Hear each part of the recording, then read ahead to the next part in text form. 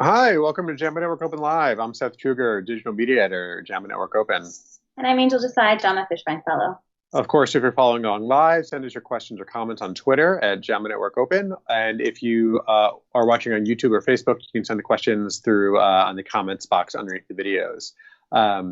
Today, our first paper is interesting. It's the comparison of estimated rates of coronavirus 2019 in border counties in Iowa without a stay-at-home order and border counties in Illinois with a stay-at-home order.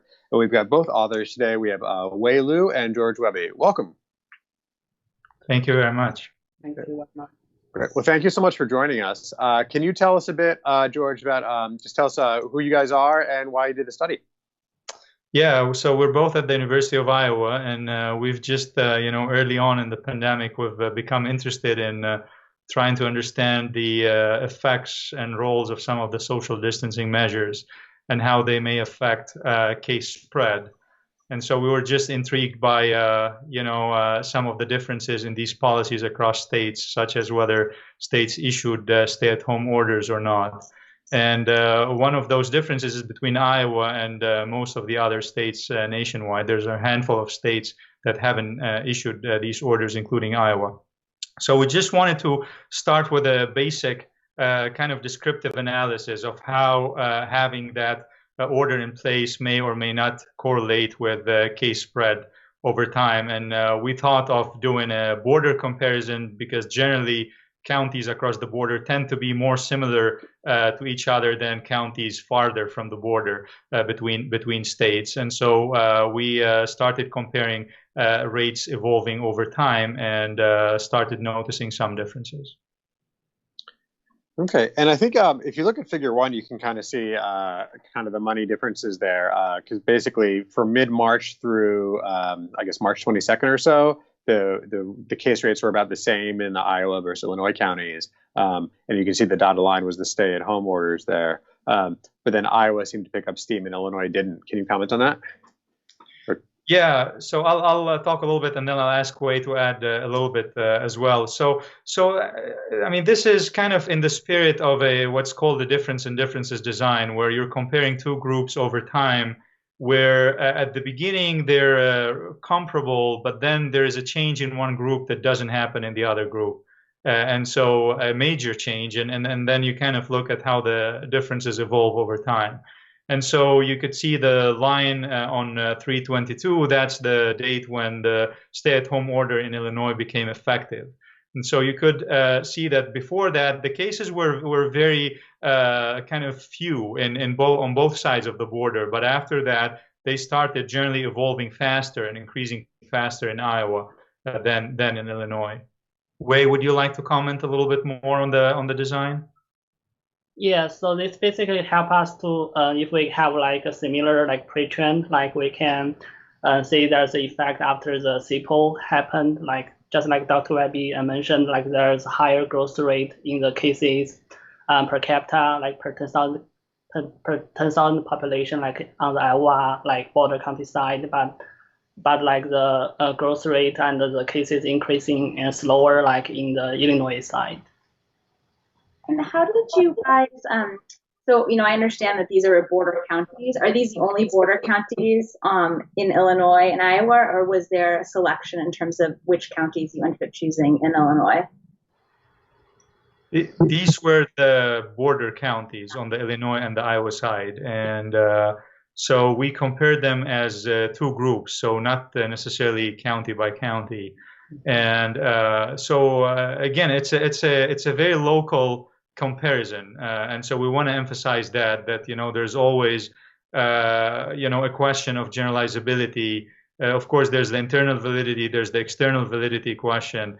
Models like these that tend generally to be rather strong on the internal validity, although again here we're not aiming at making causal inference. That's something we made very clear every time we talked about this. But we also would like to add that this study kind of its findings are very much in line with now numerous studies using nationwide data that have been examining the effects of shelter-in-place or stay-at-home orders on case spread. And so almost all of these studies find evidence for these effects, including a very recent paper in Health Affairs that also examined additional social distancing measures at the same time as these stay-at-home orders. And they find evidence specifically for stay-at-home order above and beyond the effects of the other social distancing measures implemented across states. Interesting. And I saw you looked at some of the similarities and differences and things that could potentially account for differences, like the difference in testing rates or differences in population density. Can you talk about that? Well, I'll let Wei start with that. Yeah, so like for the testing, like because we don't have like data access to the county level testing, so we just compare like the testing for the whole state between Iowa and Illinois, and we found like Illinois have much higher like testing per capita than the Iowa. But like if we can apply this, if this is also like representative for those border counties, we can find like the more testing like in Illinois side does not like account for like higher cases. So like which may kind of like strengthens our like conclusion that the stay-at-home order here may play an effect in limiting the cases. But still like because we are only comparing the border counties, so like the testing between around the border counties might be different from the whole state. So as we don't have the access to the data to the county level testing, so it's really hard for us to like make a conclusion on that side. But we think that could be a possible like limitation of our study. Yeah, I just would like to emphasize this point very quickly because, you know, with cases, obviously testing is a deterministic factor. And it's hard to really, you know, measure testing capacity. What we measure, like all other studies, is tests per capita, where it's pretty much also highly influenced by the cases that you have. So it's really hard to kind of tease out the effects of testing. And it's very possible that testing in counties is different from the patterns at the state level. Is interstate travel, you know, is that an issue at all between these two areas? Or I would imagine that, you know, if you do have symptoms, you would probably get tested in the place that you're from if you're going back and forth for work, for example. But I don't know if you have any thoughts about that. Yeah, that's a great question. And, you know, with these kind of contiguous county comparisons, it's at this point not clear in any way if there are spillover effects and in what direction they might be. On the one hand, you could think of a possibility that they're actually you know, supporting each other. So if one side passes the stay-at-home order, that could limit traffic to the other side. If you know, people tend to go, for instance, for you know, social you know, reasons, or you know, even for work in some cases. But at the same time, it could also lead to opposite effects. If people you know, need to let's say get certain non-essential services that they will now find only on the other side of the border, you know, that could lead to an opposite effect. We don't have any evidence. I mean, we have not examined this in any way, and I think that's definitely a very interesting question for future research. Yeah, and I think as you know, as you kind of got it mentioning the other studies, you know, this isn't the totality of our understanding of what's going on. This is one very, very small piece of it. We don't try to, you know, answer all the questions in any individual study. Absolutely, yeah. More research is always required. Yeah. Yeah, and but I think, you know, I mean, at this point, I think there's nearly 10 studies that kind of try to approach, you know, the question of social distancing and case spread, albeit in different designs and, you know, using different periods depending on when the estimates are updated. But they all largely trend in the same direction of finding an association, and some of them push a little bit further than association to try to say something about causal effects. We do not claim in this study that we have a causal estimate, just to be clear. Right. Absolutely. All right. Well, I think that's about the end of our time window. Any other final thoughts you wanted to throw in here? Well, thank you very much. I mean, we appreciate the opportunity to chat with you about this, and you know, like you said, we'd just like to emphasize again that this is you know, just understanding these effects. In many ways, you know, we had no ideas before what these measures would result in, right? And so it's important, I think, to be open-minded to seeing data and estimates, and you know, just be kind of approach this with a two-sided hypothesis. I think that's important. And also, just to quickly add, we in no way examine economic, you know, consequences of these stay-at-home orders, right? Which are major factors, you know, beyond any health effects that they may have, and that deserves obviously, you know, multitude of research and examinations. So. Thank you. Great. Well, thank you so much for joining us. Yeah, appreciate your work here. Thanks. Thanks. Great. Take care. All right. Well, moving on, changing gears rather substantially. We're going to talk about the Association of Professional Football Cumulative Head Impact Index scores with all-cause mortality among NFL players. So this is an interesting study. So, you know, there's been a lot of questions about kind of the chronic traumatic encephalopathy or multiple head injuries and impacts on health. A lot of it looks at things like dementia, or other outcomes or cardiovascular outcomes. This study uses some kind of top-level data to look at all-cause mortality, which is one of those things that's pretty hard to argue with, I think, as far as patient-oriented outcomes. So they looked at 14,000 NFL players over a number of decades and used from a database, the Pro Football Reference, which is online and available. They used a cumulative head impact index, the professional football version of it, the PFCHII, which I think we need an acronym we can actually say out and make it a little easier. It's the PFG. There's a number of different factors that go into it. It has data from helmet accelerometer studies. It gets adjusted for the position the players are in, as well as padded practice time. So basically, you know, one of the things, I'm not a big professional sports person, and it was like, oh yeah, I guess players spend much more time in practice getting hit than they do in games. Games is like a tiny fraction of probably the actual head injuries. So that actually makes a ton of sense. And basically, there are, you know, a couple interesting things. And if you look at the visual abstract we have here, you can see, first of all, the overall head impact index by position varies a ton. Quarterbacks had a relatively low index of 15. Linemen were 66 for defensive and 84 for offensive. And you can see some of the other variation there. And then when they compare it to mortality, the analysis that they use is the 1 minus log increase in the index. Basically, whether unadjusted or adjusted, it's about 2 in the hazard ratio. And that's with adjustments for things like age, BMI, and height. So obviously not adjusted for all the potential confounders in there. You know, are there, say, I don't know, biologic or socioeconomic differences that get people, you know, people in different positions? Again, not a big professional sports person, but I know there's, you know, very big disparities in, say, race in quarterbacks versus other positions, and so lots of other things that can get wrapped into there. But again, hazard ratio of 2 over 14,000 players over a number of decades is I think hard to dismiss out of hand. Yeah, definitely. It's just like sort of another study that sort of supports this idea that this kind of, you know, repetitive head trauma is not good for a person. I thought that the cumulative head impact index was really interesting, actually. And I couldn't tell if this was something that exists or if this was something that they had sort of created.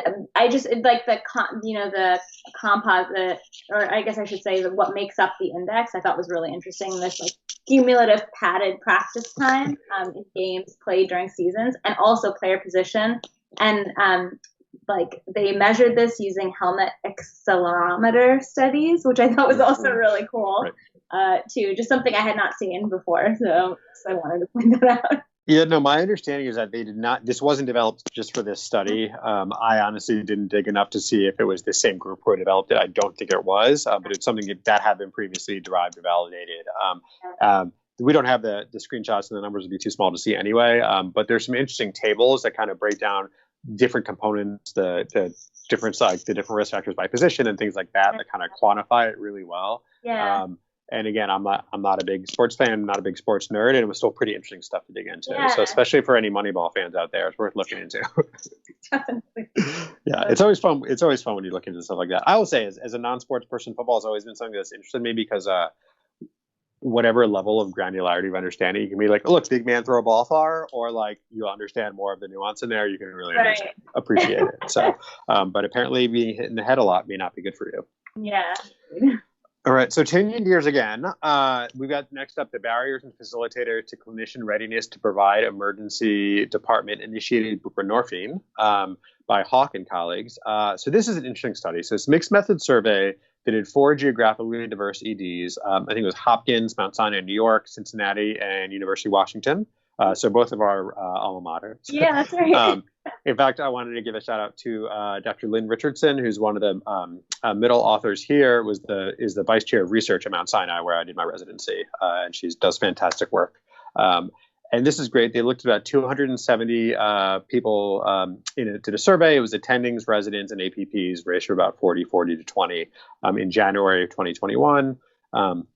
First, they did some simple quantitative stuff. Do you have an X waiver? Are you ready to prescribe buprenorphine for opioid use disorder, and a bunch of other things and assessments? And then they did basically one qualitative interviews with one person from each role in each institution. So some of the top level easy numbers, only 4% had X waivers, so it's pretty small, and that's probably one of the biggest barriers, just as far as you need what's essentially 8 hours of training. You just take the time to do it, and that takes some activation energy. And only about 21% describe themselves as highly ready to provide buprenorphine. And then some of the qualitative themes that emerge were things like department support and protocols, leadership commitments, vague understanding of actually how to implement or how to operationalize this on a ground level outside of the small number of individual champions who did it. Limited training, which is interesting because I feel like we talk about the X waiver, the specific DEA extra training you need in order to prescribe buprenorphine as a barrier. And these respondents are saying, but we only have limited training. And it actually kind of in some ways speaks to maybe that training isn't so terrible, or the requirement for training isn't. Again, it's tough. It's like, I'm not saying the barrier absolutely needs to be there. And in the context that I can prescribe, without an X waiver, you can prescribe as much opioids as you want. But you need extra training to provide the medicine for opioid use disorder. It's just silliness. But then also things like culture, especially the emergency department culture of treating chronic disease, which is essentially what opioid use disorder is. And need for things like multidisciplinary support. And this is just one of those studies that resonates with me so much. Our department is kind of on this similar time frame where I've mentioned this before, but this past December we basically did a department-wide X waiver training, and we've been building up a lot of the different elements for a buprenorphine program. Unfortunately, a lot of that kind of fell apart as the COVID-19 pandemic, destroyed a lot of our ability to plug people into resources, things like that. But I mean, just reading this, it was just one of those things where like I hurt my neck nodding along because it all resonated so much. Where at first it was like, wait, chronic disease, like opioid use disorder stuff, I'm not prescribing that stuff. Who would do that from the ED? So wait a minute. Like, these are where our patients are. This is what they need. This is something that's achievable. I remember the X waiver training was like surprisingly easy. My sensei at the end of it was like, wait, that was it? It's really not that hard. Yeah.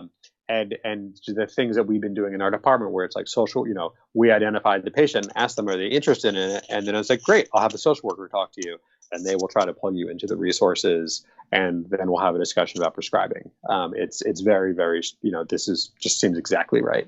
Yeah, no, totally. I have to say, I feel like your voice was in my head when I was reading it. Because I know we talked about this too. Yep. But I also have to say that one of the barriers I thought was interesting was this concern about the ability to link to ongoing care after BP.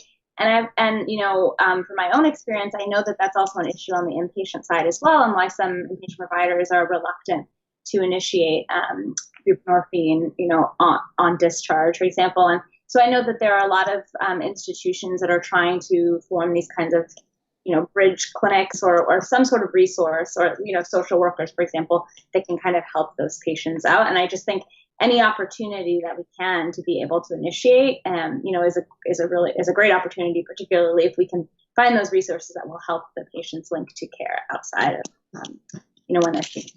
Yep, absolutely. I feel like partially embarrassed for leaving that out because that was such an important point. And also it's like almost like we planned that because that's like, really, I mean, that was one of the big turning points for me and kind of my like readiness for change on this was I used to think kind of like, prescribing short courses of antihypertensives. Like, what's the point if I can only prescribe 3 days or if I can't get them in long-term care? And I was actually speaking to Liz Schoenfeld. She was an author we had on a few months ago at a conference last year, back when we used to have conferences. Yeah. And she's like, you know what? If it's 3 days, it's 3 days they don't die. And the difference with something like not taking a thiazide for 3 days isn't the difference between having a stroke or not. Taking buprenorphine for 3 days and not abusing opioids is like a serious, like, decreasing your chance for having a fatal overdose. Yeah. And I think for me that was the big thing. And then that the way that champions our department, including Howie Kim, who's an assistant editor at JNO, as well as the first author of the embedded commentary that accompanies this. So I have to give him a shout out. The champions who kind of put together, it's we're going to help you get the training, we're going to help set up protocols, and we're going to help set those linkages with the community program so that we're not just, kind of writing prescriptions and telling people to go on their way. Yeah, definitely. Yeah. I think that multidisciplinary component is really helpful in trying to remove some. Yep. Absolutely. All right. So you've got one more paper for us? Yeah. So this is the evaluation of the performance of a point-of-care test for chlamydia and gonorrhea. This was a cross-sectional study that included a little over 1,500 women and a little over 900 men, looking at a new point-of-care molecular diagnostic assay for the detection of chlamydia and gonorrhea.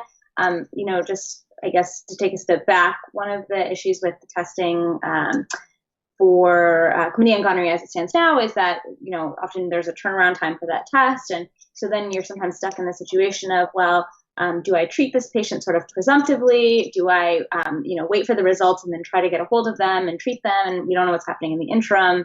All of these things can be challenging. And so this point of care test is, I believe, a 30-minute turnaround. So much quicker than prior tests. And so they were looking at composite infection status. And so this looked basically if you were considered infected if you have 2 or more comparator results. And they had, I believe, 3 comparators that they looked at with this new point of care test. And the tests were pretty good. So the sensitivity for chlamydia was 96% for women, 92% for men. The specificity was 99% for both women and men. For gonorrhea, the sensitivity was 100% for women, 97% for men, and near 100% specificity for both women and men. And one of the things I didn't mention that they also looked at is they had clinicians that collected the specimens, and then they also had patients that, they could self-test. And there was no sort of statistically significant difference between the two. So that's another great benefit of the test, and so really exciting. I think, one thing I guess I would mention that we don't know about is ultimately what the cost would be, and because I'm sure that would play a role in terms of uptake, but really exciting, I think, from the perspective of being able to test and treat people more quickly. Yep, absolutely. And especially, we've already seen, more and more resistance to antibiotics in strains, especially with gonorrhea. I think this is one of those, you described it perfectly, where this is our experience all the time in the emergency department, where we have patients who are like, look, we can do this test. We're not going to have results for 3 days. We just met, but you know your risk better than I do. And especially since current medications, it's a single dose of ceftriaxone and Zithro I can give you right now. Yeah. If it's, trying to balance the ability to control people at higher risk of actually having disease and antibiotic stewardship, because we don't want to run out of antibiotics and give people side effects and all that other stuff. So this is the kind of thing where, as long as it's not cost prohibitive, would be so useful to have on the ground. Yeah, definitely. And now I have to say, I feel like we're even, because now I'm embarrassed that I didn't mention the antibiotics. It's so No, that's perfect. But you're so right, because that 3-day turnaround just kind of kills it. We in our hospital, we've got a pretty good system for follow-up phone calls and the ability to call on prescriptions for people. But even over the phone, it's it's not the perfect antibiotics over the phone. It still relies on a number of things that need to happen. The person being there when they get the answer, the person being willing to go a whole nother step to a pharmacy versus giving people having somebody wait an extra half hour in the ED, that's a paperwork amount of time. That's a drop in the bucket. So to be able to better right size the antibiotic regimens is just, this is one of those things where I don't know, there's a lot of face validity here. And what's interesting, there were a couple shortcomings in the paper where one of the, I think is the chlamydia sensitivity was below what the FDA specified. But with some other data, since this paper was initially submitted, it's now actually been cleared by the FDA. Clear is probably the wrong word. Green litten by the FDA. Use a non-specific word. So apparently this is going to be commercially available at some point in the future, which is, it's not a perfect test, but perfect is the enemy of good. And right now, even the tests that we have are not perfect, and they take 3 days, which is a huge limitation on the ground. Definitely. Great. Well, I think that's all we got for this week. Of course, join us next week, Tuesday. I think we'll be back to 3 p.m. again, Central Time. Read these papers and more at JAMANetworkOpen.com. Follow us on the usual social media channels. And, of course, get your new JAMA Network Open papers every weekday, 10 a.m. Central Time. Thank you so much for joining. Take care.